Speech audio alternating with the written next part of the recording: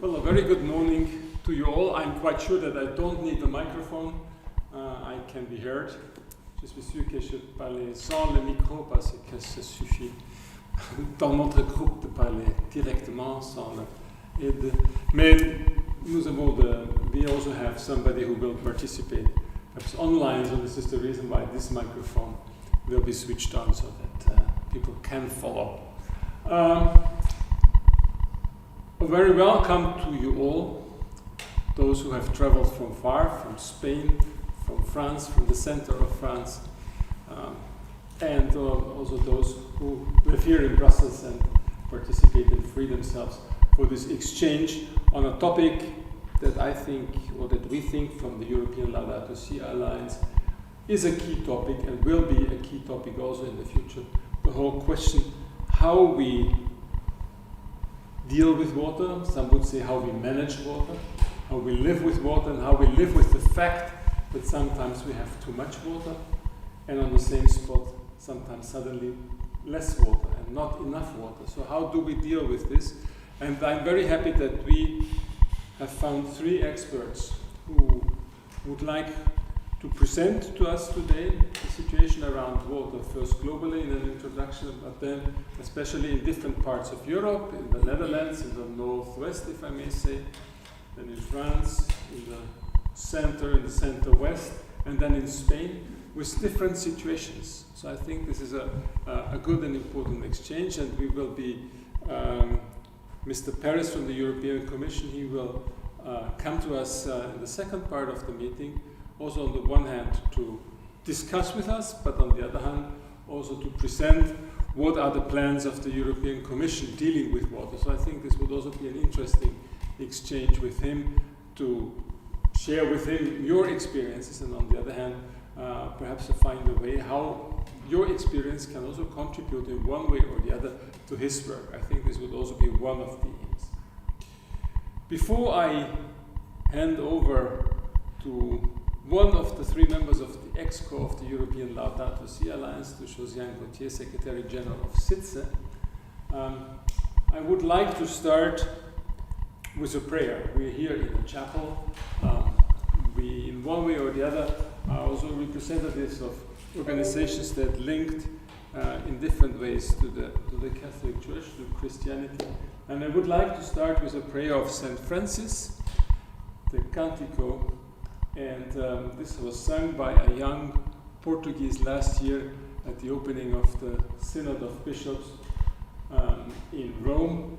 And we will listen to that. And the second, before we start with this prayer, second announcement, I would propose to us that after each intervention we just keep a very short moment of silence where we have the possibility to think, what have I heard, what was important for me, what are my questions, what would I like to discuss afterwards, so that we don't have one intervention after the other or directly a discussion, but that we give ourselves this moment of silence to think of what was important and what do we want to keep and what do we want to ask.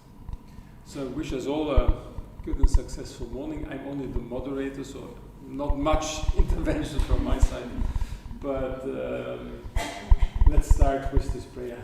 Giorgio, please.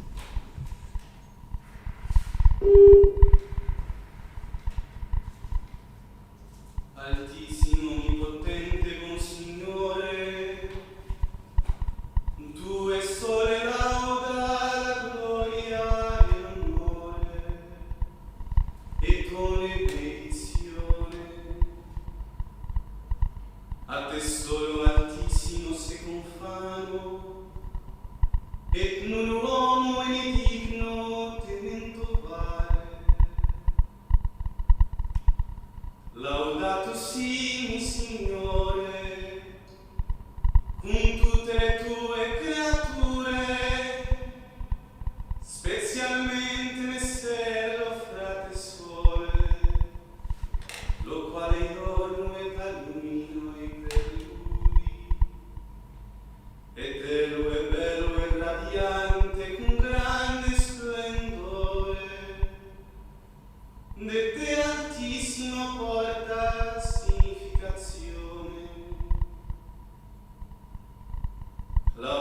Laudato si, mi Signore, verso la luna e le stelle, in cielo l'hai formate clarite, preziose e belle. Laudato si, mi Signore, per frate vento e per aerei nubido e sereno e tonne tempo, per lo quale le tue creature dai sostentamento.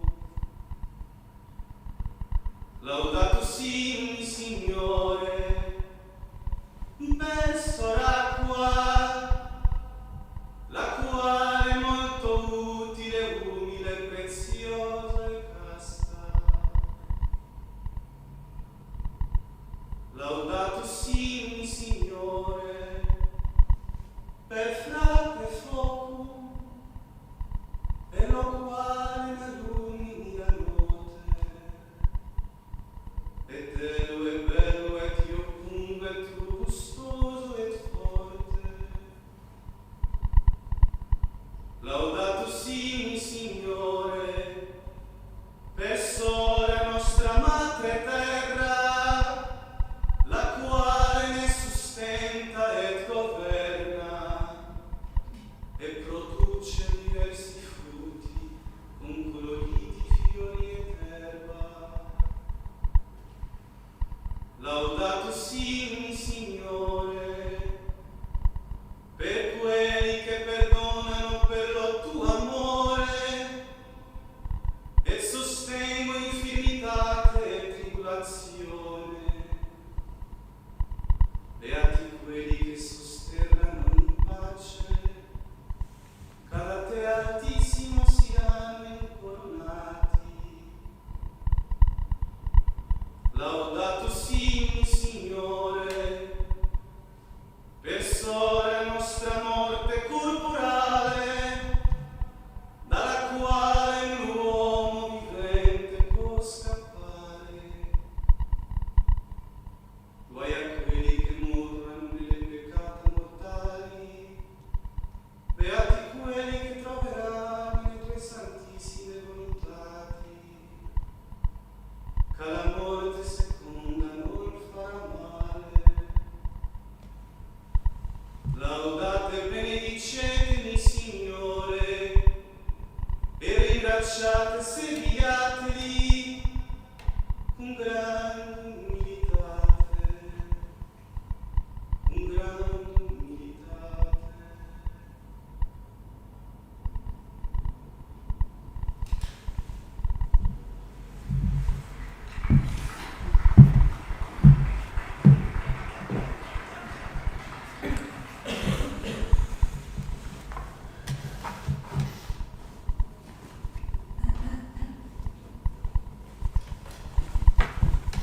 Yeah. After this prayer, Josiane, please. I'm just going to say a few words, and it's always difficult to speak after Jean sings. And we've seen him live in a very intimate setting. It's quite extraordinary. Michael's already said a few words of welcome. I wanted to say a few words of welcome as well on behalf of Elsa, who in the biodiversity alliance that decided to organize this rather special event. As an alliance, we're 7 organizations. Sitse is one of them. And we named a few of them yesterday, but almost everybody's represented here today. We're missing people who couldn't make it, but we have Jess, and we have Justice and Peace, and we have Komise, and we have Sitse, and we have Bosco. And missing today, of course, we have Jessica couldn't make it today, yesterday, and now that the single movement is not in Brussels, so they couldn't be with us, but hopefully they're joining us online. And so we have this network that just decided to get together a set of Catholic organizations inspired by Laudato Si, this encyclical letter, which really talks the truth about the connectivity between all species, about our responsibilities towards one another, our responsibilities towards nature, the fact that we are nature, we're part of nature, and that this changes every conversation we have after that. Every political conversation has to be informed by this truth, that we are all part of God's creation.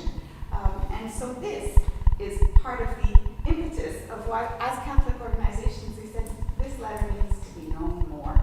It needs to inspire and guide our work here in Europe. And so we set about organizing different spaces where we can create more knowledge about Laudato Si and how it might have implications for the work we do in Europe.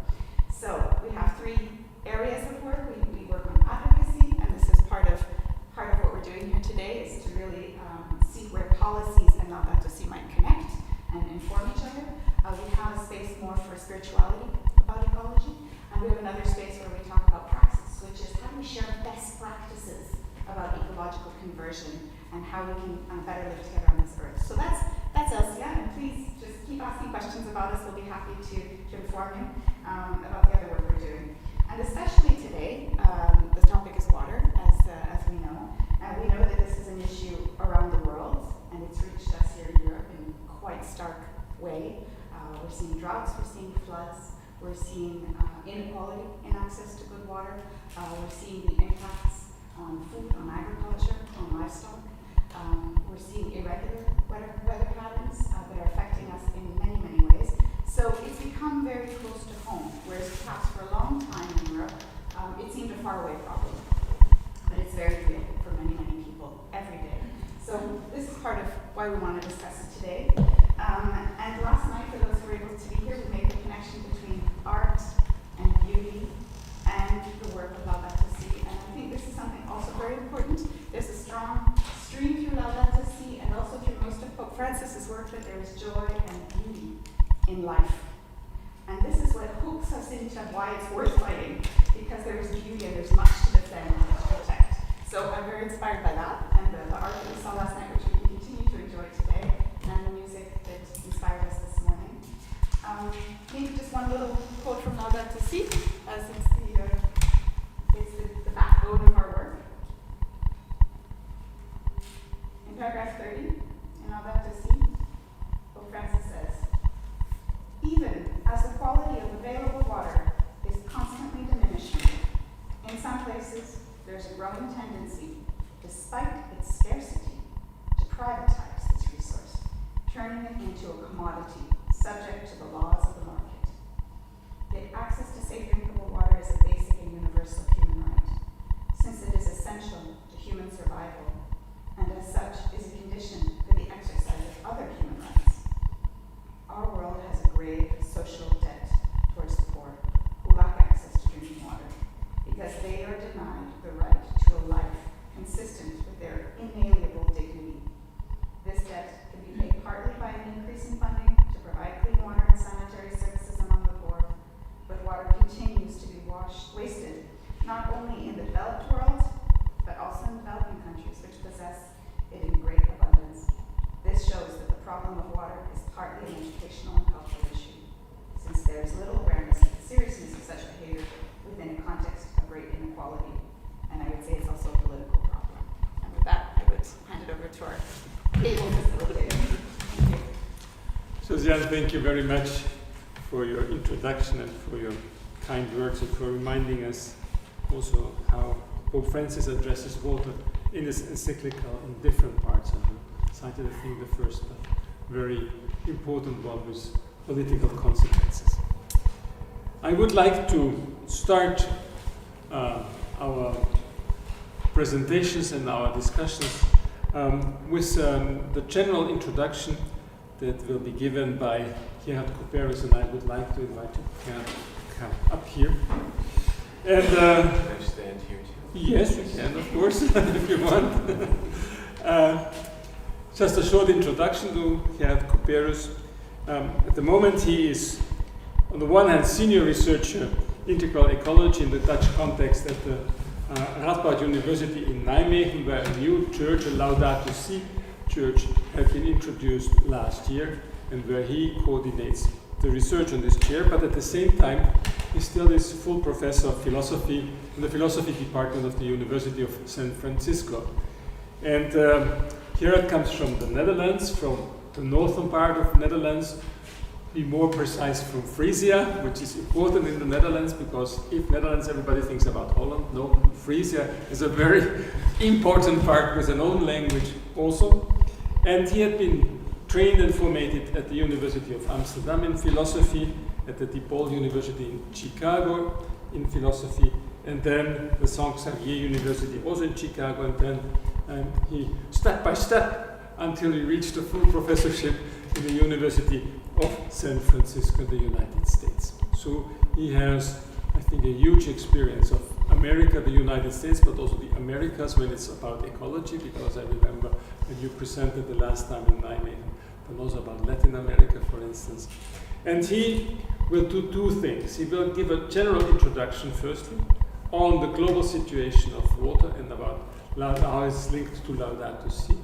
And then, unfortunately, Dijk Count Kees-Jan de Vet from the Netherlands couldn't make it due to some political constraints at the moment, so he said, unfortunately, I cannot come.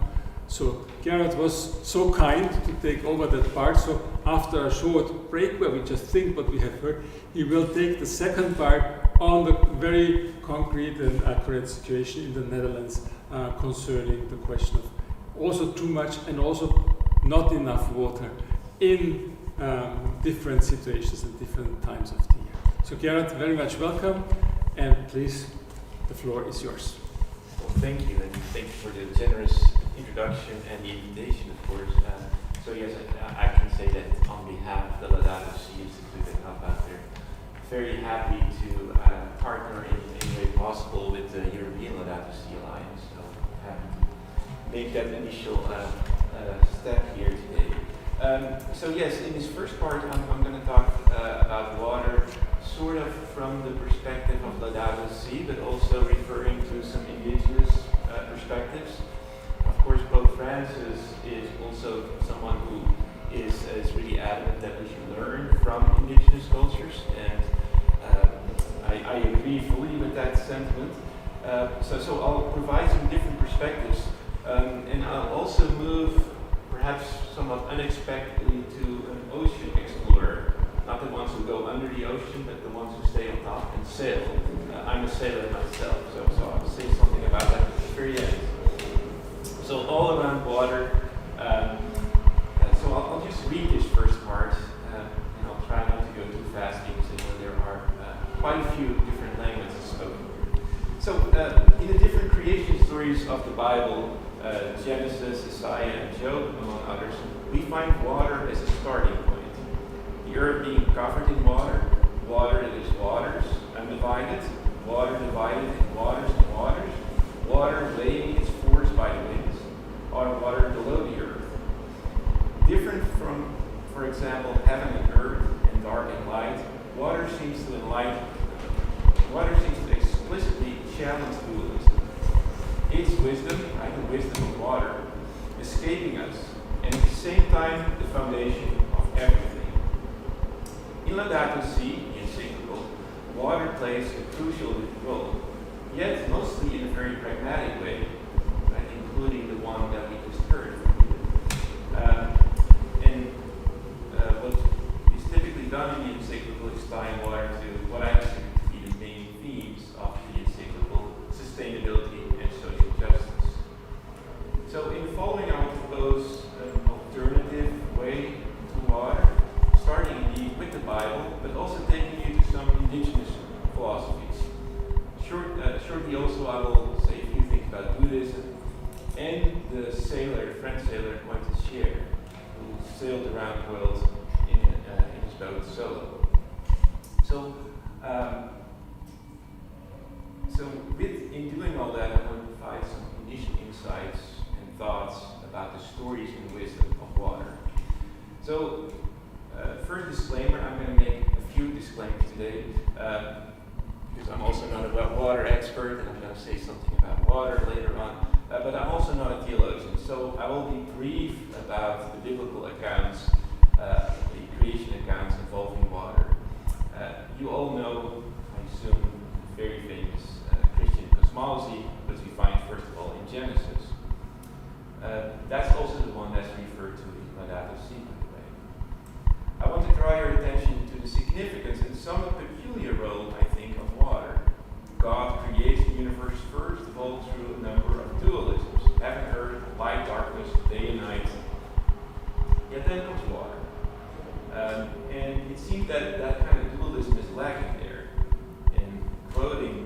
Genesis, and God said, "Let there be a firmament in the midst of the waters, and let it divide the waters from the waters." I'm not sure if you study some Buddhism, but that sounds like a Buddhist go-on to me, right? Let it divide the waters from the waters. No idea what that means. So let's think about it. But before turning to Buddhism indeed, I want to discuss a different cosmology, sometimes referred to as Turtle Island, or the story of Sky Woman, as it's told by Robin Wall Kimmerer, for example. Indigenous cultures in the Americas refer to a story in which different animals collaborate to create the earth. The starting point is also in these stories water. The animals live in the water, and when Sky Woman falls from the sky, she needs soil to live on. Famously, the animals struggle, yet one of them ends up digging up some earth from the bottom of the sea, deep under the water. And this soil is then placed on the back of the turtle, hence Turtle Island. It shows, first of all, our indebtedness to other animals, that we owe them in a way.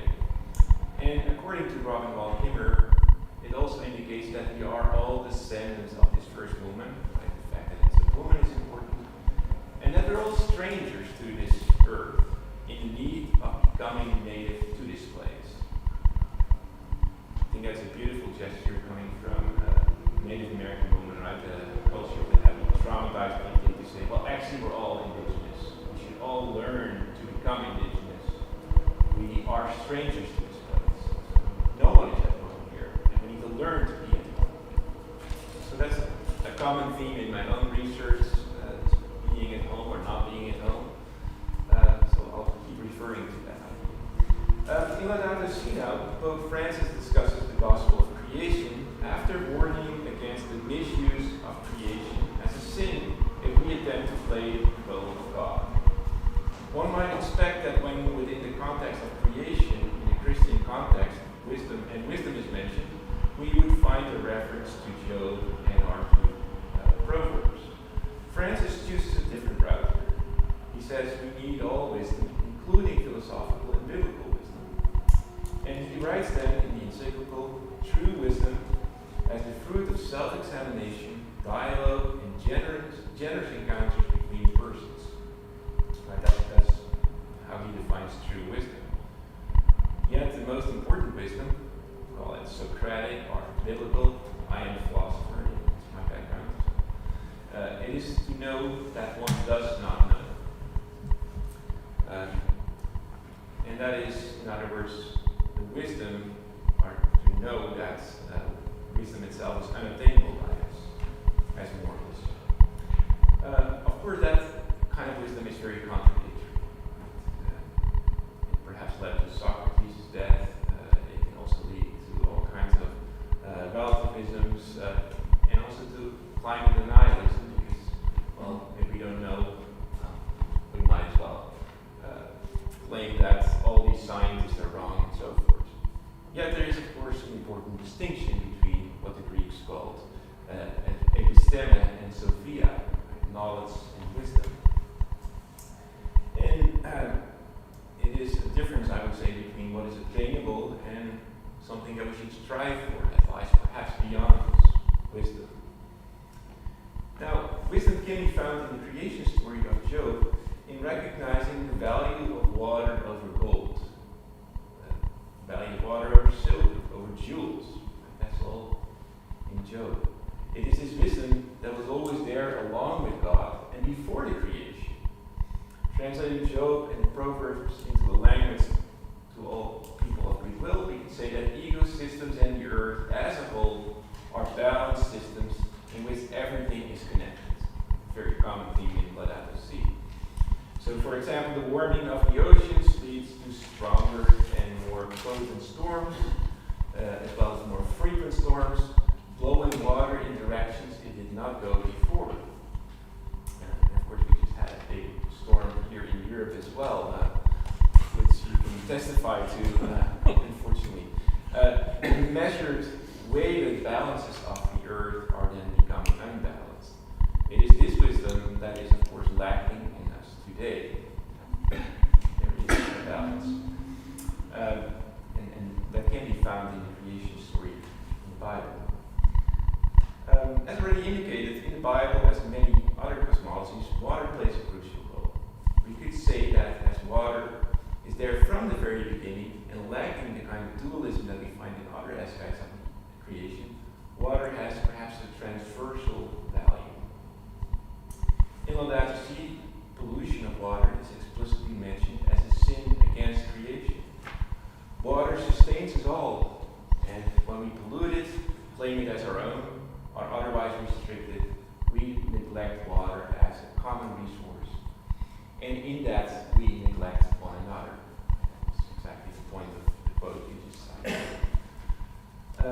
sea emphasizes living with one another on our common home. Many indigenous cultures approach this collective living with through the idea of kinship, which includes then mutual aid, along with tensions and disharmonies. So the notion of kinship is an interesting one.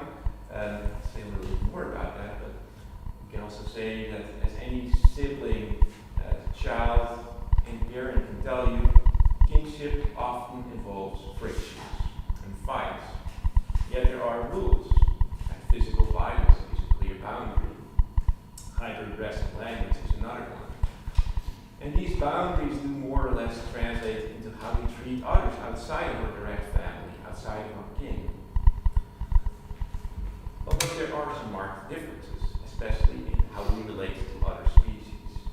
In the example of the tlingit in southeast Alaska, we find a clear recognition of kinship with salmon. Right, there were stories there in which salmon live just like us. The idea there is that all life, in its basic principles, is the same. This kinship, then, with salmon does not prohibit the consumption of these animals. Although eating kin seems rather problematic, it can be done with the proper respect. The Tlingits speak in this regard of a salmon spirit that continues to exist, and it is this spirit that will suffer in the case of disrespect. From a Western or Christian perspective, we could see the spirit as a soul or something intangible that remains. I would like to offer an interpretation from the perspective of integral ecology, recognizing the interconnectivity of everything. Overfishing, not respecting the soul of fish, such as a salmon, by destroying the habitat, for example, means that other animals have no food, that the forest is not fed, that people lose their jobs, and so forth. What remains after the death of the individual is the species, which keep reproducing and which keep feeding other animals in forests. And those other animals include us. The remainder, or continuation, is what I regard here as the spirit of the fish, which includes the interconnectivity of everything. And when we disregard that spirit, a species will be driven towards extinction. And with a keystone species, such as salmon, this has far-reaching consequences for environments, for humans, and so forth. So, kinship, a little bit more about kinship and community. A famous line that we get from Richard Nelson's Make Prayers to the Raven, which is resulting from a years-long study of the Koyukon people who live in northern Alaska, above the Arctic Circle. He says in that book that the Koyukon people are never truly alone, because the forest is full of persons. These persons are, among others, the trees. His work often reflects on the connections and kinship that we have with the land and the sea. And we see that the landscape itself is full of wisdom. In a book called The Island Within, he reflects how he has learned from his Koyukon teachers that, I quote, "I'm never alone in this wild forest, this forest of elders, this forest of eyes." So his own teachers not only taught him how to be here, but his teachers are here. They are part of the landscape. The elements in the landscape can be teachers. Kinship occurs in the exchange between the land and us, in which decaying and becoming play an essential role. So reflecting on the process of leaves and pine needles that for millennia have fallen into the forest, Nelson then writes, digested by the forest itself and dissolved into the deep colored streams that run towards the island shore. The thought makes me feel that I truly belong here, that I too hold membership in this community, because all of us share the same fate. End quote. We are a part of the processes of the earth, in which impermanence is key. We are, in that regard, extremely vulnerable by being impermanent, yet the very insight that we are part of a greater whole is also a sense of strength, even of invulnerability, as I am now part of a large community that is possibly eternal. So Richard Nelson was able to come to these insights through living in a Koyukon community.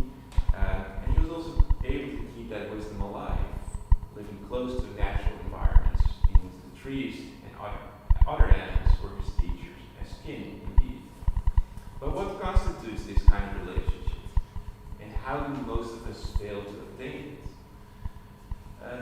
So someone, there's John Husserl who suggests that the idea of kinship with land, he says, requires kinship with people on and through the land. So we need communities of people that are already connecting well to one another and are also connected to the places that sustain us. So instead then of senses of private property, we need communal practices and ceremonies that have to be directly tied to particular places. So let me move back here to Laudato Si and ecological conversion, thinking about community and being connected to the earth. So in what ways now can Laudato Si encourage this kind of community with the land, the sea, the mountains and rivers? It seems that the key lies in ecological conversion, which is a collective conversion, I think. Traditional cultures of place or cultures of nature have a strong ecological awareness. I'll talk a little later about that lack of awareness in the Netherlands and ways in which perhaps it can be and is already returning in a way. But I'll get to that later on. Water, theme of this morning, water is life-giving. It seems to be plentiful, and yet we are often facing shortages. So returning to Job, we have the skills, we have the expertise, but we lack the wisdom to live with water. Indigenous practices I just discussed recognize the wisdom that is found in the land. Stories are often tied to landmarks, and these stories reveal some of the wisdom that the land holds. Community can then extend beyond humans, yet human societies need to provide a basis for the possibility to connect to the non-human. Genesis, and even more so Job and Proverbs, provides an account of wisdom that is connected to ecology, which show ecosystems of land and water themselves to be wise. The ecosystems themselves are wise. As cited, Laudato Si defines true wisdom as the truth of self-examination, dialogue, and generous encounters with persons. And it is here that we can perhaps, with the aid of Job, reconnect to the land. As Robin Wall Kimmerer writes, restoration of the land requires what she calls restoration. We need to tell, we need to invigorate the stories again that form our traditions. Our relationship, she says, our relationship with the land cannot heal until we hear its stories. Land, of course, is tied to water. And I'll quickly refer here to Dogen's Mountains and Water Sutra. Dogen is a Zen Buddhist. And in that sutra, he pretty much claims, well, water is mountain, and mountain is water. One doesn't go without the other. It's exactly in the interaction between the two that they exist. Someone who spends a long time at sea is Bernard Pointesquieu. He was a French sailor. Has anyone heard of him? Yes. Okay.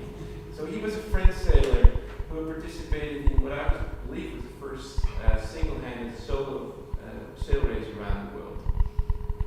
He might have won this race, but when he rounded Cape Horn, instead of going to the finish, he just kept going. And he went around the globe another half time. So why? Why did he not finish the race? Well, he started to search for new meanings, beyond races, beyond greed, beyond expansion, beyond capitalism. And as it has occurred to others, he found important insights in the sea. And he writes in his book, The Long Way, about, I quote, the rediscovery of the time of the very beginnings, where each thing is simple. The sounds of water, the flecks of foam on the sea, are like the sound of stone and wind.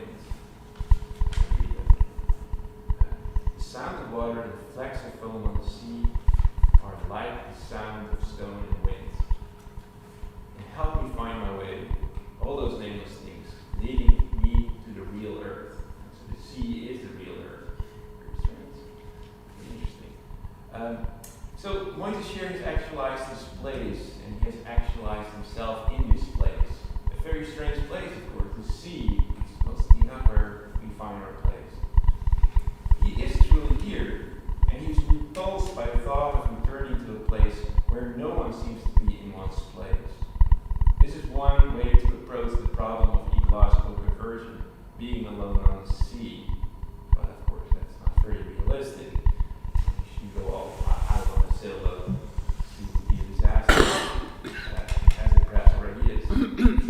It's also not probably going to instigate a collective conversion, as it provides a social movement, right? He did this all solo, but he found a community with the sea, you could say. So I think we need that kind of social movement, and through which we then can change collectively. Yet, Montesquieu provides a story, and in that way it can be part of a collective restoration or a restoration, as Skinner calls it, of our very own being. So, to conclude, I've taken you on a small, strange journey from Genesis to Zen Buddhism, visiting indigenous philosophy, and an ocean explorer. I realize it's a bit of a meandering path, following the way of water, perhaps, separating waters from waters, and tying into the rest of creation. And so I will then end with Genesis, quote, "The Spirit of God moved upon the face of the waters." So I hope this provided a few insights to think about that line. Thank you very much.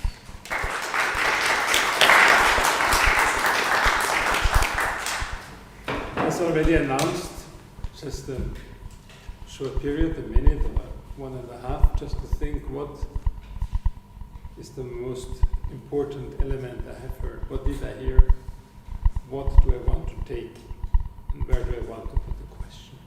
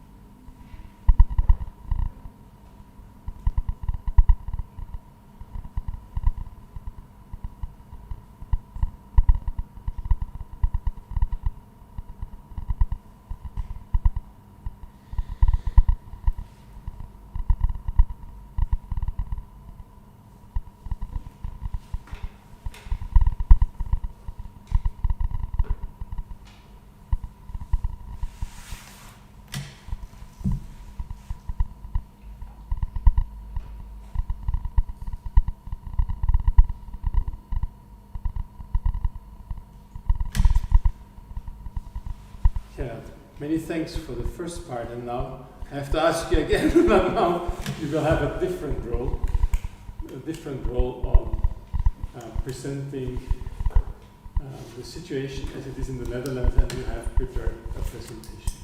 Yes. So, thank you once again. So,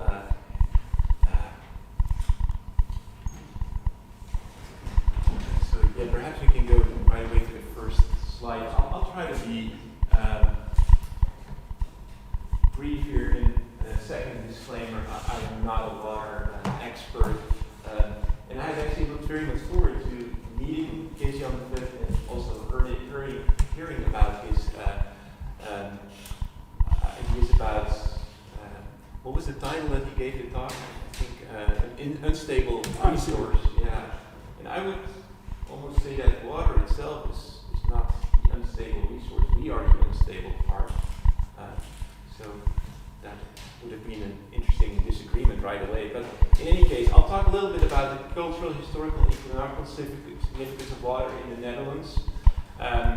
I'll give a few examples of ecological issues and then hopefully end with some positive parts towards integral ecology, looking at some positive developments. So if you can go to the next slide, please. So here is a really quick overview of the last 10,000 years. And I'm also not a geologist, but I do know that geological time is really slow, right? So, see, 10,000 years is very quick. If you look at, we had the Netherlands, what's now the Netherlands here, right? This was all land up to the Dogger's Bank. North Sea was all the way up there, 10,000 years ago. 2,500 years ago, it looked something like this. And 1,300 years ago, we have here, this is where I'm from, indeed, Frisia, but it's not anymore Magna Frisia. So it looks something like this. And there is the interesting account also of Pliny the Elder, who actually came to this part of the Netherlands, and the Romans kind of stopped there. They decided these poor people who were just struggling day and night against the water, we better be left alone. And Pliny the Elder writes something, it's not clear if this part of the world belongs to the sea or to land. So it's that tidal area that was flooded twice a day, and it took a long time to slowly establish that. Next slide, please. So then we have boulders in the Anthropocene. Of course, the Netherlands have built these reclaimed, as it's often called, pieces of land, polders, as we call them in Dutch. And you know the word polderen, probably, right? That's the political term used as well. The idea of negotiating all the time, and the Dutch were very good in that. I'm not sure if they're still good at it. But in any way, this gives an overview of what happened in the Anthropocene. Right, 1932, this dike was built. Right before that, this was reclaimed, filled in, and then these chunks were 1942. So during the war, and the occupiers actually used it for agriculture. They established the first agriculture there. Then we have 67 and 75, these two big cities built. And there's another dike here. So what you have here are these kind of rigid barriers, right? So this is an example of a dike that just closes off. This used to be salt water, tidal area, and became a lake, a freshwater lake, with huge ecological consequences, also enormous consequences for the people who lived there in that area. So I grew up right here, Makkum, right underneath the Afsluitdijk. And when I moved there in 85, we moved there, there was still a fishing fleet, so that was 50 years after the dike had been closed. There was still a small fishing fleet, and there was some activity around fishing, but it was already diminishing quite a bit, and today there is no one fishing there anymore. Families don't even know what to do with their fishing vessels that have been in the family for a long time. So these kinds of stories you see all around, but of course it also provided safety and new forms of tourism and so forth. As I said before, I'm a sailor, beautiful area to sail, and it also had other effects. This part of the Netherlands is the Veluwe, which is a national park, beautiful area. When especially this first boulder was built, there is no area in between, so they attached it to the rest of the land, and it's 5 meters below sea level. Later on they did it differently. They built a lake around it. And why did they do that? Well, when that first boulder was built, what happened in the national park, the Veluwe, the water level dropped quite a bit, because this is 5 meters below sea level, and the water just sucks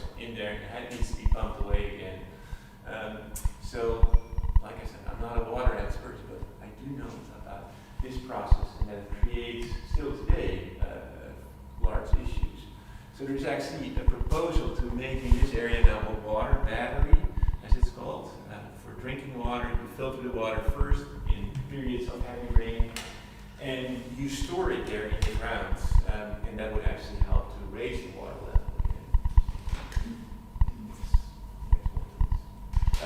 And above sea level, I live in Nijmegen. This is what it looked like in the time of the great Dutch masters.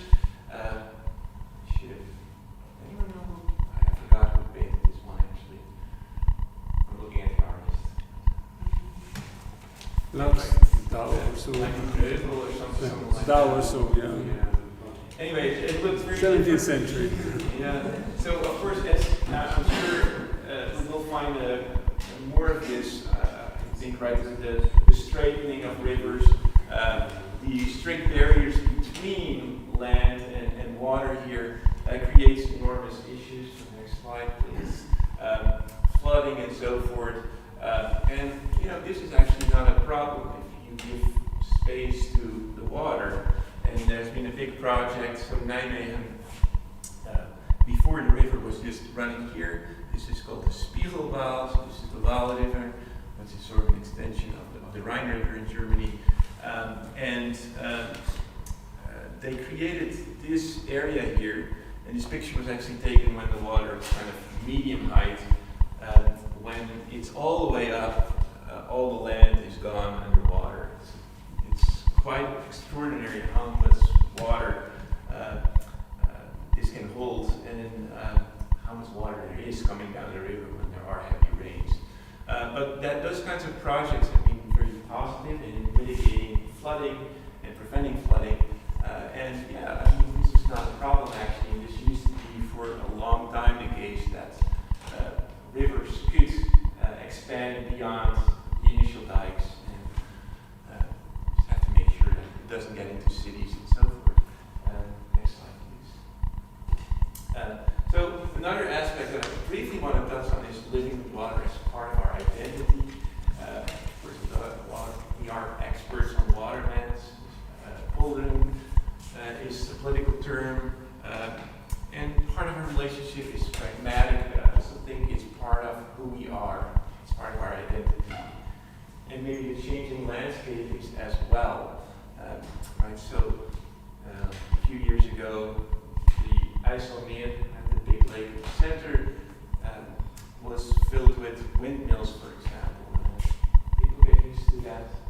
People complain a little bit because your view of the lake changes completely. But it's part of changing landscape. It's part of who we are, perhaps.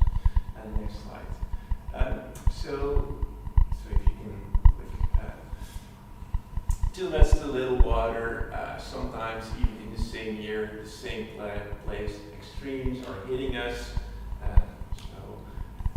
Because the water level is kept low, the land is actually sinking further. This is not a good thing in times of rising sea levels.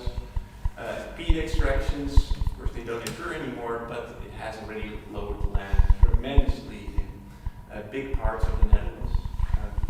Gas exploitation in the Wadden. So the Wadden is the tidal area in the north, and there is a province next to Friesland, the province of Groningen. They had all the earthquakes there. You might have heard about that. To the north of that is the Waddenzee. Now they say, okay, we cannot get the gas from Groningen anymore because we get all these earthquakes. So let's extract the gas there, the natural gas. But the problem then is that the seafloor is going to sink, and there's not going to be. There's still a tidal area, but there's no sandbanks anymore that are exposed during lower tides. So, a lot of life lives in the Waddenzee, and it is actually a UNESCO World Heritage Site, and it would lose that status if the bottom indeed is sinking because of the natural gas exploitation. Cost of potable water is going up because of contamination, agricultural runoff, right? We still have very good water quality, but it is really expensive to maintain that quality as it used to be. A little bit more about our culture and history and water. We have, of course, issues around safety. This is Zeeland, where in 52 the dikes broke and many people drowned. After that, the offside dike and other places, other infrastructure was built. Some about that in a second. We like to go to the beach. Who doesn't? We also have, of course, colonization. The West Indies Company and the East Indies Company explored the world, brought slaves all over the world, and so forth and so forth. So there are, of course, very nasty aspects to that history. It has also brought wealth to the Netherlands. We now have the port of Rotterdam here. And do you know news? Hollandse Nieuwe. The herring, that's a tradition. What is it? October, I believe? Or is it the beginning? It's June, it's May and June. Okay, thank you. I don't need herring. So next slide, please. So it's not part of my identity, apparently. So towards integral ecology, a few positive examples. This is the we call it stormvloedkering, so that is in Zealand, where they had the flooding in 52. Instead of closing it off completely, as has been done in many parts, and that was initially planned, is that, well, yes, we want an integral solution. They actually use that term integral. We want safety, but we also want to keep and maintain the ecosystem. So these gates can close in the case of a big storm, but mostly they're open. Now, you can see there is, of course, some blockage of the water, so it has altered the ecosystem to some degree, but overall, it's a much better solution than building it down. This is in Utrecht, the doorbell, the fish doorbell. It became very popular worldwide, actually.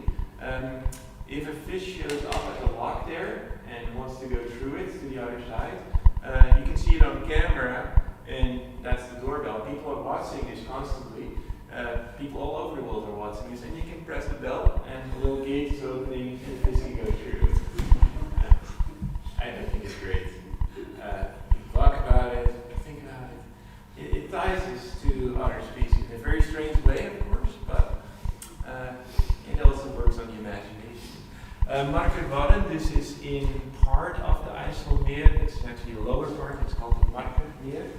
And that's the first part where the river ends up, the IJssel River. And it is actually blocked from the sea by two dikes, two big dikes. And these dikes, what happens with dams or dikes is that you keep all the silt on one side.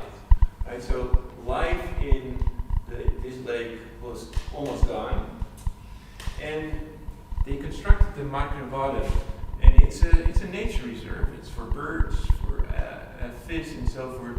But it's also constructed in such a way that when a storm hits from the west, water washes over the islands, and the silt from the lake remains, and the water drains away again. So it's a filtering system in a way, and it is made by humans, maintained by humans, so we're involved in it. But the processes are all natural processes, right? We are a part of them. So I think it is a good example of integral ecology. So you can click through those. Ruimte for the room for the river, space for the river. I wasn't even sure how to translate that exactly, but I already mentioned that. And then for the next slide, I'm going to talk briefly about the embassy or the Parliament of the North Sea in The Hague.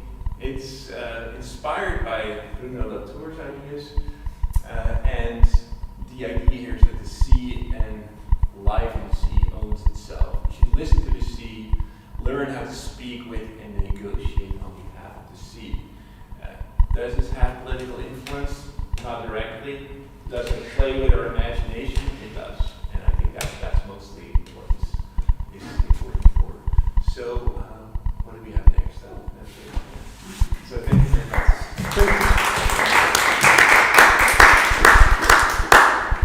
So I think we leave that. Thank you, Gerard. Once again, short moment where we can note down what have you seen, what have you heard.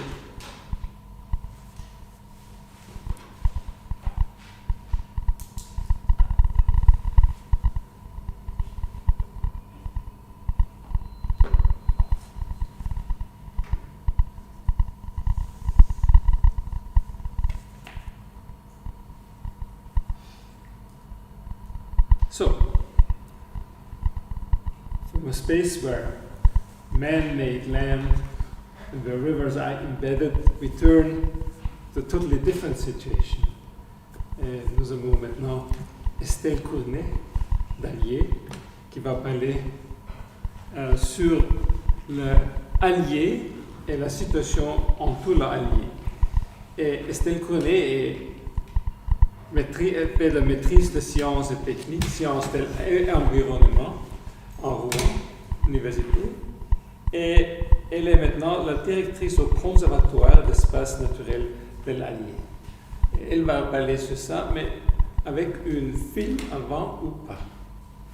Intercalé. Ok, c'est bien. Estelle, the floor is yours. Bonjour à tous. Alors, je suis désolée, mon anglais est exécrable, donc je vais parler en français. Mais les diapositives sont traduites, donc ça me donnera des points de repère pour ceux qui ne maîtrisent pas le français. Donc merci de nous recevoir pour présenter cette magnifique rivière Allier.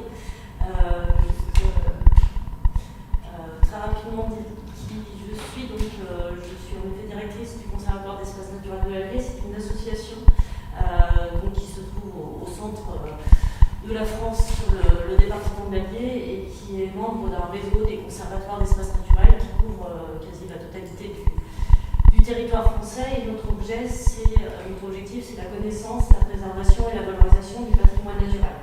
Donc, de la biodiversité, mais aussi tout ce qui va autour de cette biodiversité. Et on mène concrètement des actions sur le terrain. On a des sites sur lesquels on a des accords avec les propriétaires. On détermine là où il y a les enjeux, et ensuite on a des accords avec les propriétaires, avec les agriculteurs, pour concrètement pouvoir agir sur le terrain. Et tout ça n'est pas du tout avec une vision de la nature sous cloche, mais vraiment en concertation avec toutes les personnes qui ont des droits sur ces terrains. Voilà pour la présentation rapide. Et puis on est reconnu par l'État et la région, on est agréé pour mener ces missions. Donc je vais vous présenter en effet la rivière Allier, cette magnifique rivière, comme je le disais, donc, qui est réputée pour être une des dernières grandes rivières sauvages d'Europe de l'Ouest. Mais d'abord, cette rivière interpelle parce qu'elle a une physionomie qui ne ressemble pas à ce qu'on a en tête habituellement pour ce qui est des rivières. Et justement, je vais vous proposer de visionner une petite vidéo qui a été faite par The Guardian sur la question de l'aménagement des rivières, qui je trouvais était éclairante pour introduire ma présentation.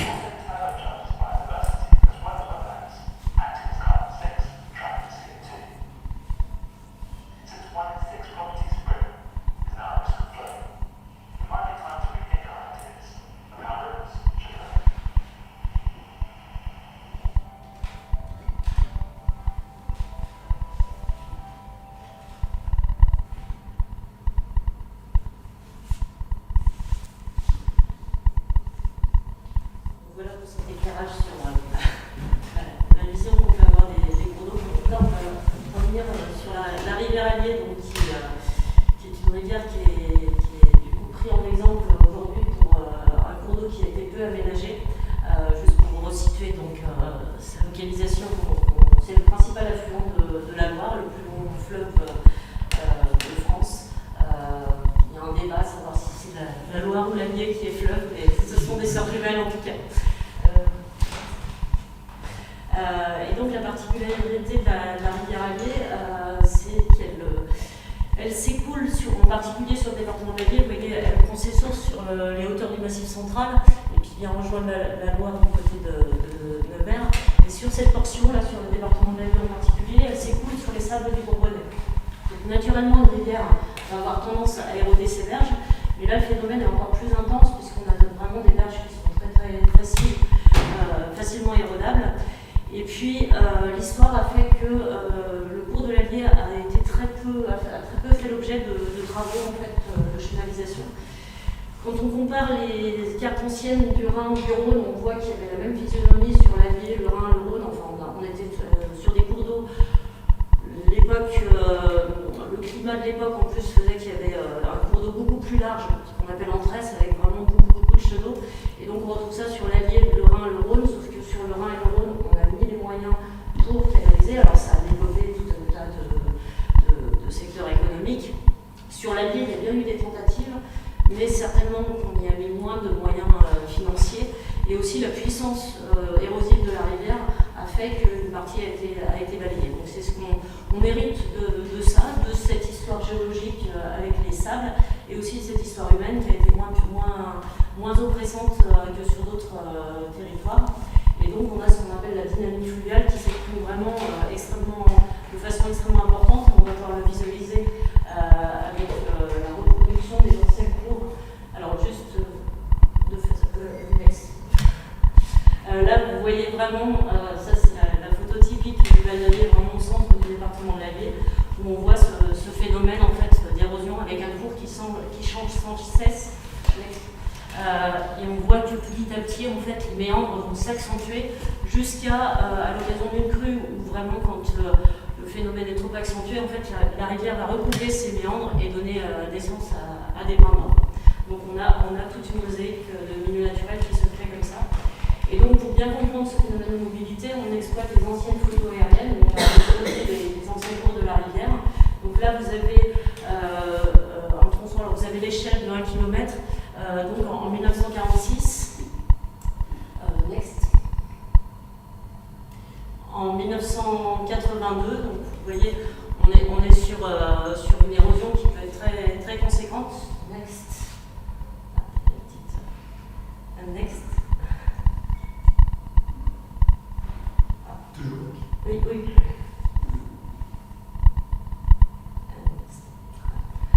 Vous voyez, le phénomène est vraiment d'une amplitude très importante. Next. Et puis on a eu la chance de retrouver aussi des cartes de 1750, des cartes anciennes, qui nous a permis de reproduire également le cours de la rivière historique, et qui nous permet de voir à quel point en fait cet espace de mobilité est très conséquent. On peut aussi le visualiser à travers aujourd'hui le lidar, l'interprétation des couches lidar. Donc l'on voit ici où on peut percevoir en fait des cours d'eau, des paléochenaux beaucoup plus anciens. Ce travail est également fait sur le Mississippi. Mais le Mississippi n'a rien à envier à la mobilité de l'Allier, même s'il n'est forcément pas sur les mêmes dimensions. Voilà. Next. Donc ce phénomène, bien sûr, je vous ai ciblé une zone extrêmement, où la dynamique fluviale est extrêmement vive. Mais c'est un phénomène, la particularité c'est qu'on va retrouver ce phénomène sur plus de 100 km dans le département de l'Allier. Pour vous donner un ordre d'idée de cette capacité d'érosion de la rivière, on a certaines berges en fait, qui peuvent reculer de 20 mètres par an. Et on a en moyenne 26 hectares qui sont érodés sur le bord de la rivière dans le seul département de l'Allier. Donc ce phénomène, au-delà du fait qu'il soit spectaculaire, va apporter tout un tas de services, d'atouts pour le territoire. En premier lieu, en fait, ça va permettre de créer une mosaïque d'habitat naturel qui fait du Val d'Allier une des zones les plus riches écologiquement en France. Donc, par ce jeu de l'érosion, on a petit à petit donc, la rivière qui va éroder ses berges, les sables et les galets qui sont arrachés aux berges vont se déposer utilisés pour faire des îles ou des grèves, qui petit à petit vont se végétaliser. Et puis là où on a des zones plus limoneuses, on va avoir des zones prairiales. Et puis bien sûr la forêt alluviale et les bras morts. Donc tout ça en fait crée une interconnexion de plein de milieux naturels qui vont être propices à l'accueil de plein d'espèces animales et végétales. Donc la rivière avec le saumon atlantique qui malheureusement subit des grandes difficultés. On a des effectifs qui sont pas très... Enfin, il n'est pas en bonne forme actuellement, mais il y a d'autres espèces, voire plus discrètes, comme cette grosse libellule, le gonf serpentin. Ensuite, donc, sur les zones d'érosion, en fait, on va avoir tout un tas d'espèces qui migrent et qui reviennent chaque année dans la ville, donc comme le guépier d'Europe ou les hirondelles de rivage. Next. Donc sur les sables, on va avoir une bonne population de sternes, de naines ou pierres-garins, qui sont vraiment des oiseaux qui vont s'installer sur les îles pour être à l'abri des prédateurs et ont vraiment besoin de ces milieux-là pour pouvoir se reproduire. Next. Donc petit à petit, il y a une végétation qui va s'installer. Next. Donc, sur les prairies, on a également toute une richesse, notamment d'oiseaux, que vous pouvez visualiser ici. Next. Tous ces bras morts vont vraiment être très importants, notamment pour les poissons, pour la reproduction. Ce sont plein de frayères pour la reproduction des poissons. Et puis on a la chance aussi d'avoir une importante population de tortues du cistus d'Europe qui vient se reproduire également dans ces bras morts. Et puis la forêt alluviale avec là aussi toute cette diversité, dont le castor, qu'on aperçoit peu, mais on aperçoit ses traces à travers les crayons qui laissent ça et là. Donc vous voyez, c'est vraiment toute une mosaïque de milieux et cette diversité fait qu'on a avec les zones de reproduction, les zones d'hibernation et tout le transit pour la migration, en fait on est sur un des sites ornithologiques les plus importants de France, voire d'Europe.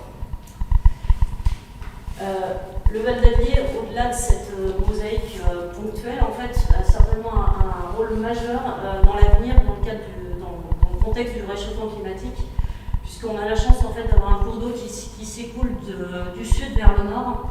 Alors avec la Loire, bien sûr, sa sœur jumelle. Et là, on a en fait une particularité, c'est que les abords du cours de l'Allier sont propriété de l'État. C'est resté domaine public fluvial. On appelle domaine public fluvial, c'est lié, c'est très très ancien, c'est du temps des Romains, ça a toujours été demeuré et c'est lié à l'ancienne navigation sur la rivière. C'est aujourd'hui plus un cours navigable, mais c'est resté quand même propriété de l'État et c'est une véritable chance, parce que vous voyez, il peut y avoir un regard de l'État sur les activités du domaine public fluvial qui sont réglementées, alors que juste à côté, en fait, l'activité agricole a fortement été transformée. Et donc on a la chance d'avoir ce grand fuseau, ce grand couloir en fait qui va permettre aux espèces de migrer vers le nord. Donc pour les oiseaux c'est facile, mais pour les autres espèces animales ou végétales, en fait, on va avoir donc tout un mouvement qui va accompagner leur migration. On sait que le phénomène de changement climatique est un phénomène qui va très très vite. Et c'est toute la difficulté des espèces de pouvoir aller vers des latitudes qui leur permettent d'avoir les températures qui correspondent à leur métabolisme. Là, ici, on va avoir un facteur qui va faciliter la migration. Et si on avait juste un ruban d'eau, en fait, on ne pourrait pas amener tout ce cortège d'espèces aussi facilement vers le nord. Donc, on a vu l'intérêt en termes de biodiversité. On va voir aussi l'autre intérêt, un des autres intérêts de la rivière Allier. C'est donc cette grande capacité, cette grande ressource en eau qu'elle peut conserver à travers sa nappe alluviale. En fait, quand on voit la rivière, souvent on voit juste ce ruban bleu et ses abords, mais ce qu'on soupçonne peu, c'est que sous la rivière et sur l'ensemble de la plaine, en fait, on a une quantité d'eau qui est stockée par la nappe alluviale. En fait, il faut imaginer, donc là on est sur un sous-sol marneux qui est imperméable et qui a été creusé au fil du temps et comblé par l'érosion du massif central, qui était une montagne très très ancienne mais qui petit à petit a été érodée et qui est venue alimenter les vallées alluviales. Donc c'est comme une cuvette allongée remplie de sable et de galets. Et entre les sables et le galet, quand on remplit un bol de sable et de galets, on a l'impression qu'il est plein, mais on peut faire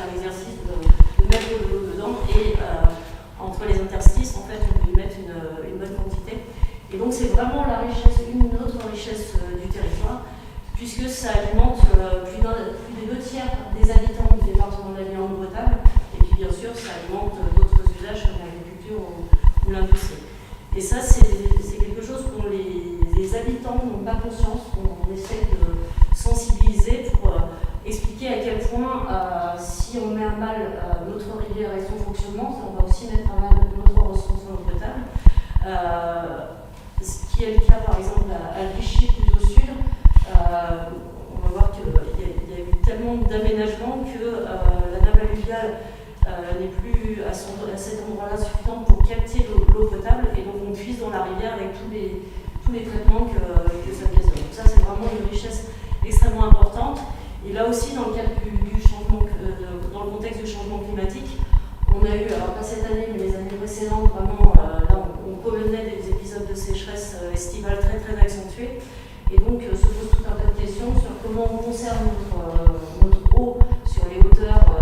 Donc on est sur les hauteurs du bassin de la Loire, avec ce qui est prôné plutôt, c'est de faire des barrages pour pouvoir retenir cette eau. Et ce qu'on essaye de mettre en avant, c'est que plutôt que de faire des barrages avec de l'eau qui serait soumise à l'évaporation et qui transforme les milieux naturels, c'est comment on peut faire pour renforcer la capacité de cette nappe à conserver cette eau qui, de surcroît, avec les sables, crée une filtration. Enfin, l'eau potable qui est puisée n'a quasiment pas besoin d'être traitée, et surtout à l'abri de l'évaporation. Donc voilà, on a une infrastructure naturelle qui ne coûte rien, qui est très fonctionnelle et qui rend énormément de services.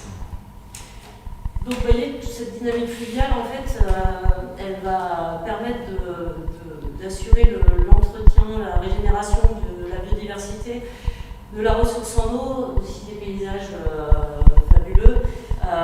Elle joue aussi sur les questions de zone d'expansion des crues, puisqu'on a la chance d'avoir une rivière qui est restée mobile, donc dans les mémoires, on a conservé le fait que la rivière pouvait déborder, donc on a la chance d'avoir très peu d'habitations, à part sur les deux grandes villes, Vichy et Moulins, mais sinon on n'a pas trop de problématiques. La rivière peut déborder sans que ça crée de difficultés, et ça rend même service aux villes qui sont situées en aval, comme Orléans et autres. Si on avait canalisé cette rivière, on aurait de plus gros soucis en termes d'inondation en aval. Et donc, pour pouvoir préserver tous ces enjeux, en fait, il nous faut préserver cette capacité d'érosion de la rivière. Juste un petit rappel, en fait, une rivière, souvent, on se dit ça ne fait transiter que de l'eau. Mais en fait, une rivière, ça transporte de l'eau et également des sédiments. Et si on enlève, si on ne permet pas à la rivière de se recharger en sédiments, en fait, ça va créer tout un tas de conséquences. Là, ici, si on empêche la rivière d'éroder ses berges, comme le sous-sol il est tout aussi érosif, en fait, on va avoir une érosion du fond du lit, et donc un enfoncement du lit de la rivière qui va créer tout un tas de problèmes en chaîne, donc, qui peuvent être observés dans d'autres territoires où ça a été le cas. Donc on a une canalisation de la rivière avec une perte en biodiversité qui ne se renouvelle pas. On a donc la nappe alluviale qui, du fait de l'abaissement du cours d'eau, va également s'abaisser et donc se réduire tout simplement. Ce qui a été majeur dans la prise de conscience en fait, de ces problématiques d'enfoncement du lit, c'est surtout l'impact sur la stabilité des ponts ou des digues. En 1974, je crois, sur la Loire, à Tours, il y a un pont qui est tombé. Et là, on s'est rendu compte qu'il fallait qu'on arrête, même si la Loire et la Vie sont plus aménagées, qu'il fallait qu'on fasse attention aux aménagements qu'on réalise, parce que ça déstabilise ces ouvrages. Donc, qu'est-ce qui est fait depuis pour, comme je dis, c'est une rivière qui est très préservée, mais il y a quand même eu des atteintes au fil du temps.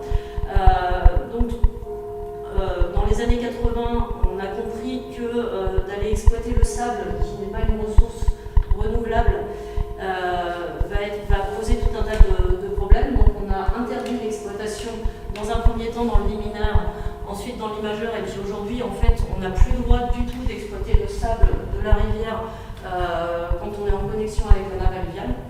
Donc ça maintenant c'est établi, c'est intégré dans les schémas de carrière. Next. Petit à petit également, notamment avec la loi sur l'eau, donc ont été interdits les protections de berges. Donc on laisse la rivière éroder ses berges, sauf dans quelques cas de figure où par exemple elle risquerait de passer à côté d'un pont. Mais globalement, les protections de berges sont aujourd'hui interdites pour justement permettre cette érosion sans créer l'enfoncement du lit. Next.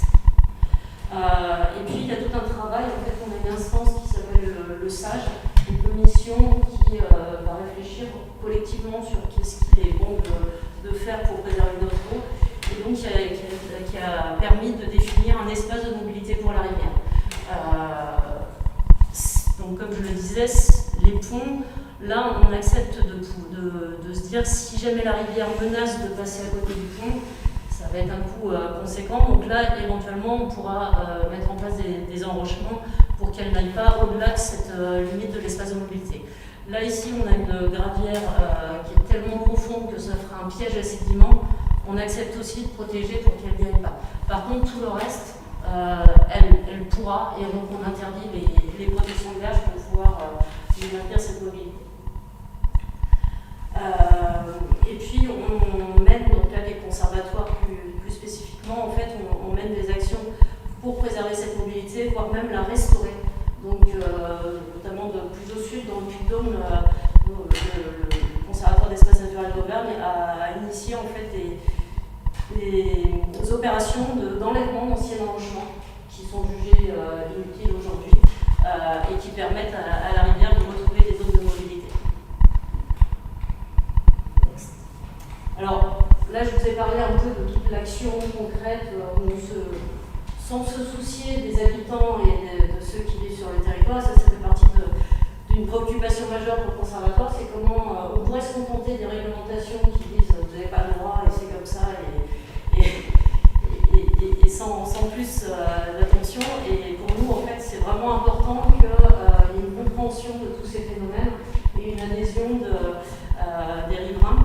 Alors c'est pas simple, parce qu'on va bousculer aussi des perceptions de la rivière, mais donc on fait un gros travail de sensibilisation auprès des élus, auprès des riverains, et on a notamment mené un travail qui, pour pouvoir avoir ce dialogue sur des choses qui pouvaient s'opposer, ce que j'évoquais avec José Rivière, c'est en fait on s'est intéressé à l'histoire pour mieux comprendre l'évolution de la rivière, des usages, et ce qui a permis, en faisant ce pas de côté sur quelque chose qui était moins engageant pour les agriculteurs, pour nous, en s'intéressant à l'histoire et notamment à l'ancienne batellerie, en fait, on a pu lier un dialogue pour pouvoir mieux comprendre les réalités aussi des agriculteurs et des riverains, et mieux faire comprendre aussi ce qu'on cherche à préserver.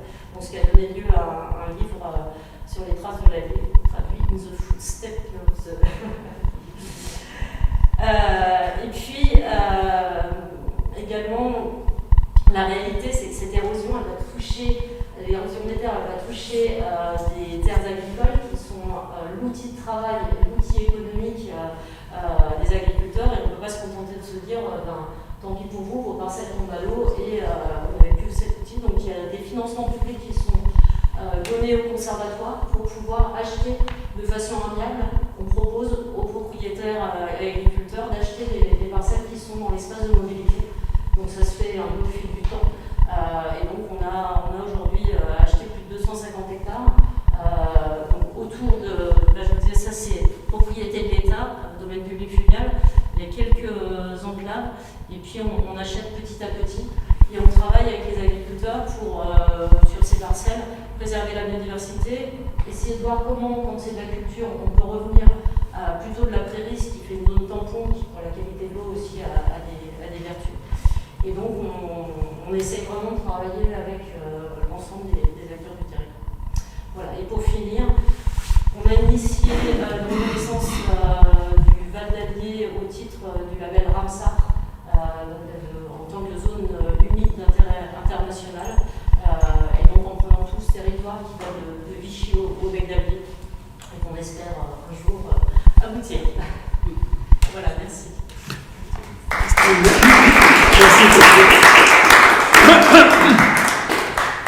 The same question, what have we seen now? In difference to what we have seen before. What would we take from this?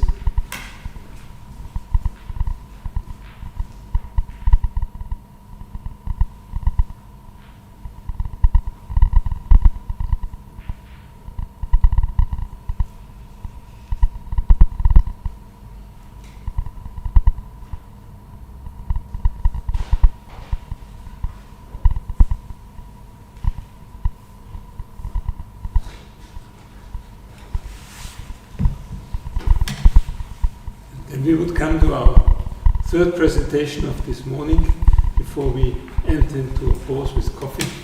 And I have the joy to introduce to you Father Quintana Segui, who came to us from... Not father. Huh? Not father. Oh, Peter is Peter. Peter. Not Peter. Sorry.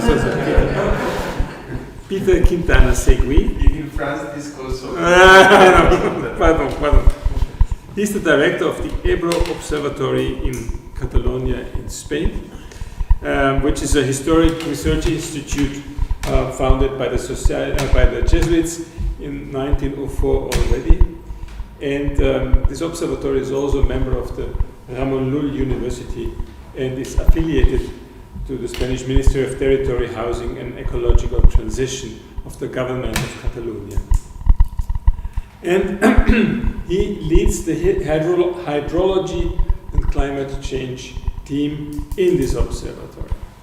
And he, for more than 2 decades, has a lot of experience in this field, hydrology, and also the whole question of, in the context of the Mediterranean environments.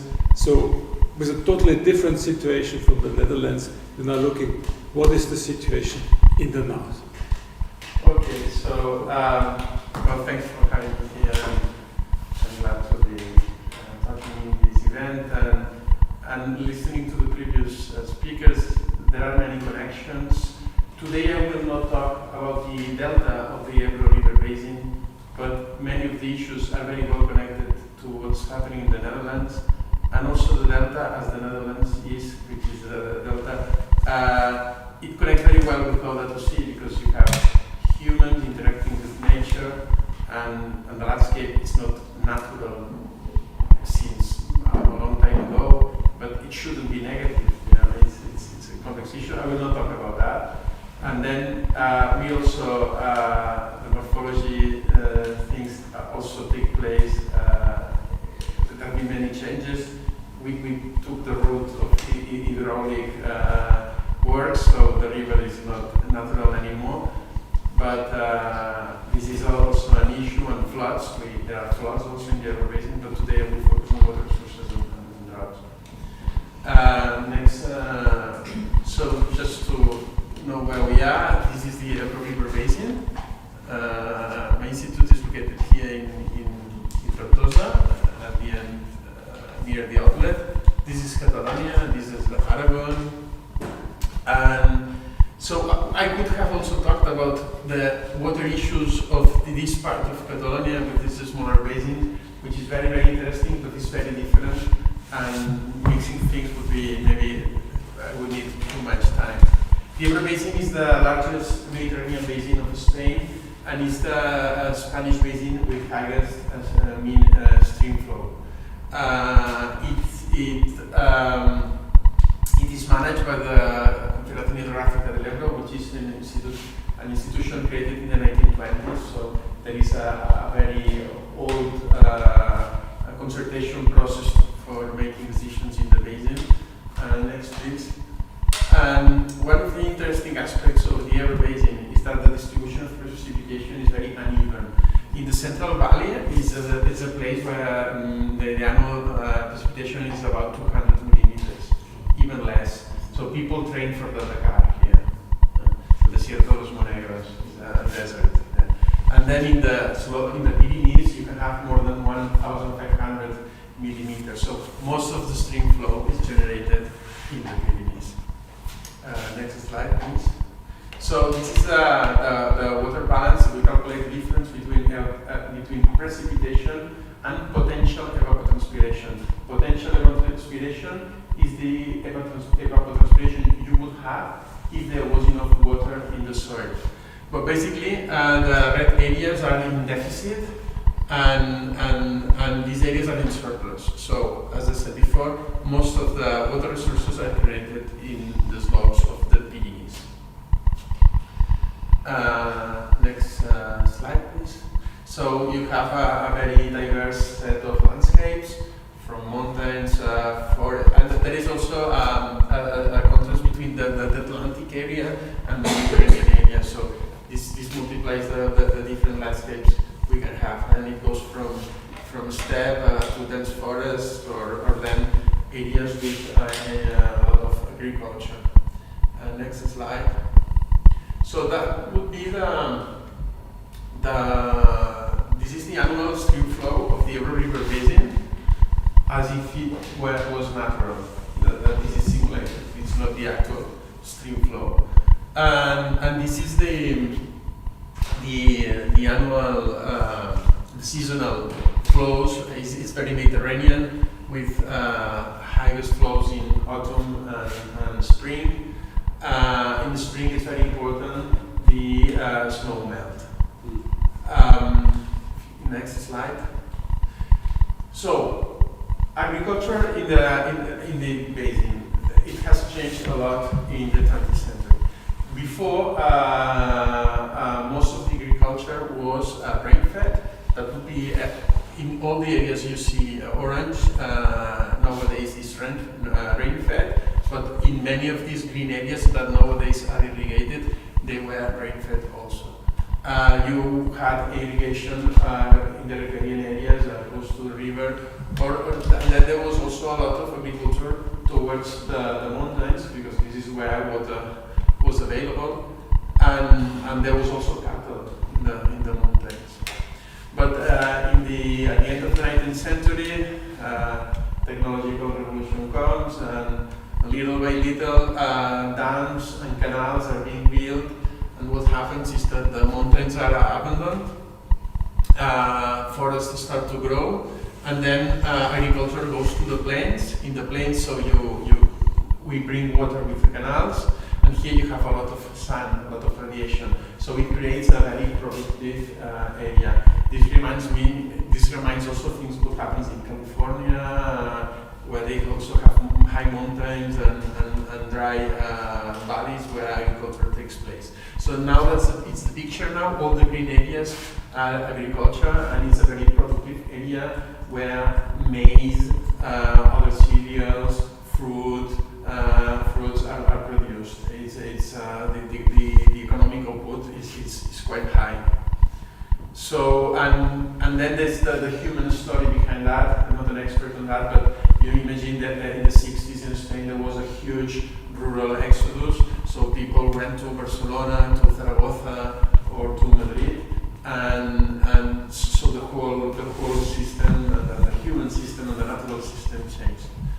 Next slide, please. So here you have these hydraulic infrastructures that were built. Every level here is a dam, and the red and orange lines are canals. So the river is completely controlled by humans. Here you have some pictures of canals and dams. These dams and canals, what they do is to transport water in space and time. In time, because you keep it in the dams in autumn and spring, to be used in summer, and in space with the canals. Next slide, please. So the Ebro Basin, it has a high water exploitation index of which is larger of 34%. In terms of the European Union, that is very high. In terms of Spain, it's quite low. So if you go to the other Spanish basins, the exploitation is much higher. 97% of the water comes from surface waters, and there is not much use of groundwater in the Ebro Basin, and for geological reasons. And there is a dam capacity that's equivalent of 54% of the outlet's annual mean flow. So you imagine that the amount of water we can keep in the dams. The total demand is 58% of the annual flow, which is also very, very high.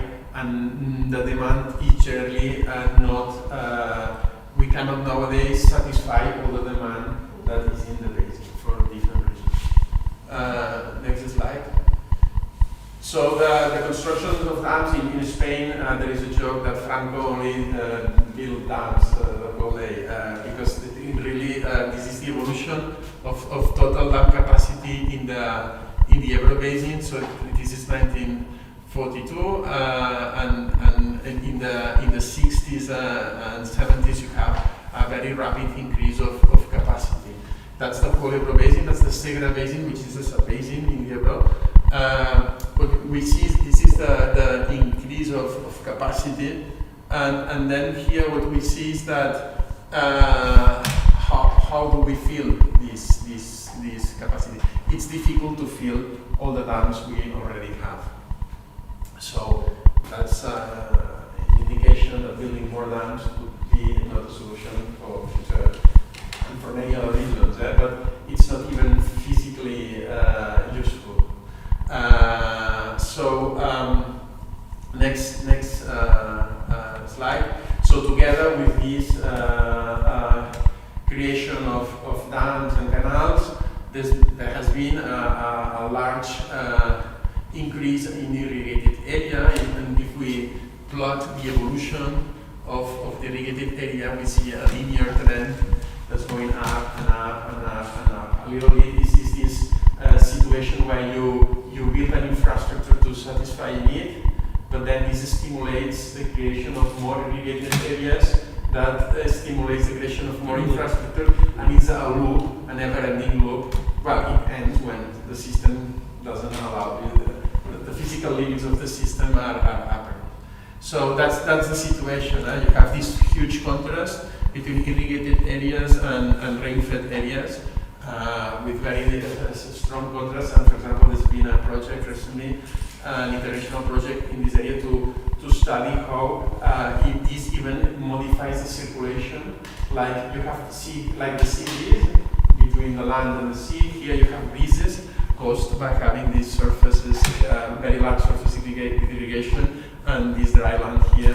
This even modifies the atmospheric circulation. It's quite crazy. Next slide. So, is this sustainable? Of course not. It's not sustainable. We cannot keep growing and growing. These are in the old plant. These are the areas of plant expansion, of irrigation. Of course, these darker green areas will never be irrigated. It's not feasible because the system, there is not enough water to satisfy all this demand. What will happen with climate change? There will be a reduction of available resources. The basin authorities now, they talk about 20%. I think it's quite conservative. It will be probably more on the 35% side of the scale. So there will be much less water, and there is still people that want to irrigate their land because the neighbor is irrigating, why not me? And so this will increase competition, and this will generate many problems as we will see. So all these plants are not realistic at all. Next slide. And then there are many paradoxes that happen. Is that okay? If the problem is that irrigation is using so much water, but we need to produce all these agricultural outputs because of the economy, and we need the food and etc. Then the technological solution comes. Okay, let's do like this. Let's modernize the irrigation, and let's switch from irrigation traditional irrigation systems that have efficiencies of 60 or 70% to go to modern irrigation systems that have efficiencies of 95 or even 99%. This means that 99% of the water you irrigate goes through the plant and is transpirated. That would be a good idea if you reduce the allocations. But if you keep the allocation and you make the system more efficient, what you do is to increase the production and you increase transpiration, and then you have situations of more overexploitation. So trying to use less water, you end using more water. This is a paradox of irrigation efficiency, and there is an old study in the Alto Aragon, one of the areas of the Ebro Basin, and they saw that effectively this was happening in this sub-basin. This doesn't mean that it's happening in all the modernized areas and that all modernization projects will have these consequences. But if you don't reduce water allocations at the time you modernize, then you will have trouble. And reducing allocations is very complicated for legal reasons, because these are rights that people have since maybe a century. So it's difficult to modify. Next slide, please. And then there is the problem also of the land use change. So as I told you before, when agriculture went to the plains are much easier to mechanize, and so and you have water, you have sun, and it's very productive. So all the land that wasn't so productive and would not be where you could not use these modern techniques was abandoned, and there is a lot of land abandonment. And this has increased, so there is a social aspect that I will not discuss, but this has increased the forest. There is much more forest now than 50 years ago in the Ebro Basin. In fact, Spain is the second country in Europe in terms of forests, because forests are growing like crazy in all these areas. And the problem is that these forests are net consumers of water. So part of the reduction of the water resources of the basin is because of the growth of the forests. And also there is the problem of forest fires. These forests are interconnected, and so forest fires can expand very easily because you don't have any more people living in the land, because before what you had is a mosaic, a patch of forest here, some agriculture there, some cattle there, and this has disappeared. So in fact, and from the perspective of biodiversity, it's good that humans work together with nature in maintaining nature. And this is not happening at all nowadays in Europe. So next slide, please.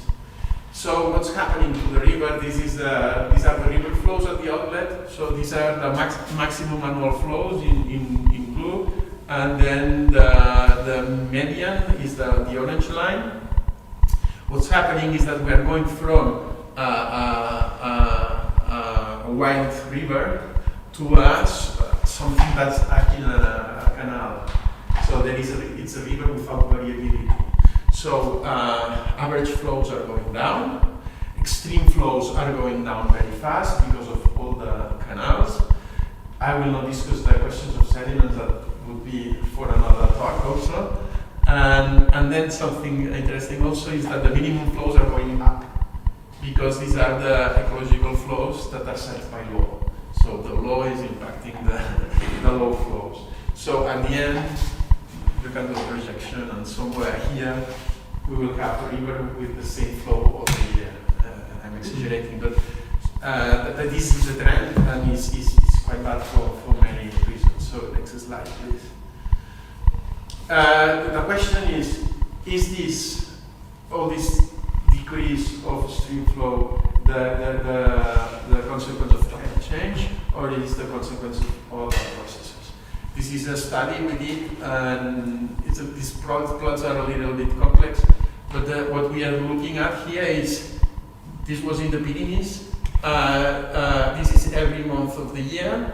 These are river gauging stations with negative trends, and these are river gauging stations with positive trends.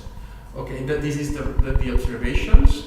This is for 2 different time periods. I will not go into the details. And this is done with the model. In the model, you don't have all the land use change, all this agriculture. This is only climate. What we see is that the trends we observe are mostly due to other processes not related to climate. So this is the land abandonment, the increases of the forest, the agriculture, the water management, etc. So climate change is important. Of course, it's important, and it will set the limits of the system in the future, and it's kicking and it's impacting. It has already impacts. But all the problems we have in the basin would be there even without climate change. Maybe a decade later or 20 years later, but all the problems will be there. So climate change, we have to talk about it. We have to be very clear about that, but it should not be an excuse to hide all the other problems. And this we go to integrality again. So next slide. The future basically is quite sad in terms of climate change. So this is only for the Pyrenees. Is a project I worked in, and so these are the headwaters of the Ebro Basin, and these are the headwaters of the Adour, Garonne rivers. And what we see is that, so these are two scenarios, and these are two time horizons, actually time horizons, and what we see is that it will become drier in the future depending on the scenario. So there is some blue. In this blue, you cannot see these in this plot, but the blue areas are areas with some lines, which mean that the models do not agree. And these increases in precipitation, the problem is that they are related to intense precipitation events. So what we are seeing and what we expect is that the averages will go down, but then the number of precipitation days will also go down, and the precipitation per day will go up. So this is very bad for water resources, because we'll have more intense events of maybe 100 millimeters in one day. So next slide. The snow reservoir, and that's very important. The snow reservoir is a huge percentage of the water that's used in agriculture in summer. So in winter, the snow falls, it's kept in the mountains, and then naturally it melts, and it goes through the system, and then it can be used for agriculture. There will be much less snow, and the snow melt will be earlier. You cannot substitute this with dams, of course. And this will create a lot of problems, and we are comparing the future scenarios of the headwaters of the Ebro Basin with the current observations in the headwaters of the Atlas basins in Morocco, and you have very similar processes. So the Pyrenees, the southern slopes of the Pyrenees will become like the Atlas nowadays. So it's not very... So if we can go to the next slide. And in terms of stream flows, we see a reduction of stream flows, and there will be also very strong reductions in the northern slopes of the Pyrenees that will affect the French side. In the southern side, the reductions are not that high because they are already low compared to the other side, and when you reduce something small, the results are not very large. But it's quite stark, and this only says that the system, the water resources will diminish considerably in the future. Next slide. And then also on the other side, so there will be less offer. There will be increased demand.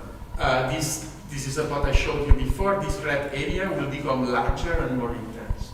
Nowadays already we see that to produce the same agricultural output, because of the increased temperatures, you need more water, and this is already measured. Next slide. And then we had a drought event in 2023. It was, in terms of impacts, it was unprecedented. But if we look at the physical, the precipitation patterns, it wasn't that strong. It was important, but not that much. What does it mean? That the system is already overstretched, and that the impacts of droughts are, next slide, even larger because of all the tension that's in the system. And things that happen during this drought were like canals that are 100 years, one canal that was more than 100 years old saw restrictions for the first time. Why? Because of this increased transpiration, increased forest management, increased agriculture, etc. Next slide, please. Well, to conclude, humans are impacting the Ebro Basin in many ways, through dams, canals, etc. And these impacts are expected to increase. All the problems we have are not only caused by climate change. We would have all these problems even without climate change. Climate change just makes everything worse. If we, next slide, I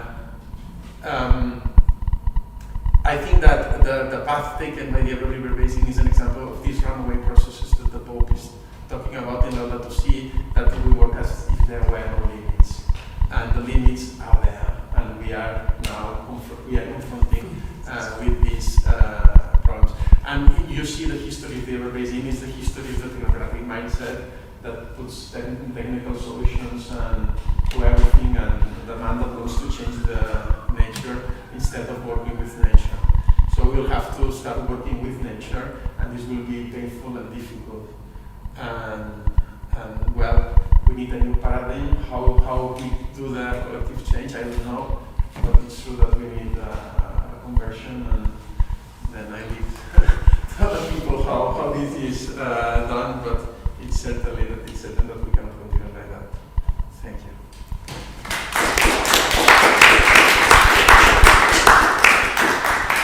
Thank you very much. I think we should now, we have overstretched a bit our time, but still I think we should go for a cup of coffee and have a talk. Second floor or the coffee is downstairs? Downstairs, okay.